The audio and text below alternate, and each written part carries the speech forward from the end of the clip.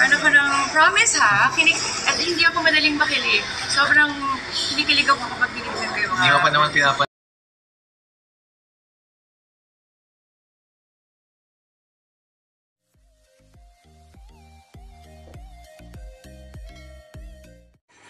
Kylie Versosa revealed that she is certified Kim Pao fan. Ayon niya sa kanya, hindi ako madaling makilig and fairness, pero kapag nakita ko ang video, mga kilig moments ng Kim Pao, kinikilig ako. I'm so proud of them. So yun po yung sinabi ni Kylie Versosa kay MG Felipe. At syempre naman yung reaction ni Pao, natutuwa din sa pag-appreciate ni Kyle. Deserve nila yon kasi sobrang bait nilang dalawa and workaholic, magaling sa trabaho, smart, very professional. Ayon din kay Paolo pagdating sa sit, professional. Mabibilang lang talaga kasi ang matatawag na legit na entertainment journalist ngayon. Since si MJ talaga, grabe kung makapagpakilig din sa Kim Pao. But anyways, congrats Pao and Kylie sa movie nyo na Elevator. Thanks for being Kim Pao fan to Miss Kylie Versosa. So ayan.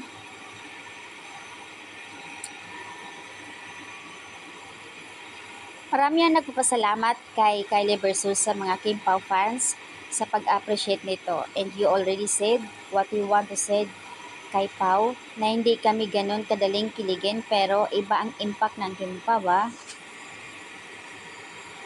Yung tawa talaga ni Sir MJ na parang may alam talaga sa Kim Pao. Hindi pa naibulong ni Paolo Abilino na hinihintay ng mga Kim Pao fans na may ibubulong uli si Pao. Sa tuwing may itatanong si MJ kay Pao, alam mo yung tingin ni Pao na talagang may something. Parang may sikreto talaga silang dalawa na may alam si MJ tungkol sa kanilang dalawa sa Kim Pao. Kilig overload talaga itong si Paolo. So, ayan, good job Sir MG. Dahil dyan, trending na naman ang Kim Pao. Umabot ng 21k tweets. In fairness naman na nag-trending ang Kim Pao. Dito, nag-trending pa doon sa media conference ng Elevator movie nila. May nag-comment yung totoo Paolo. Sino pa ba yung ibang K? Pabulong naman. Noong binanggit niya, swerte daw siya sa Keme, tuwang-tuwa si Paolo. Iba talaga pag si Sir MG ang mag-interview. May alam sa buhay ng Kim Pao, Amy. So, ayan, ang update dito sa post ni Sir MG Felipe.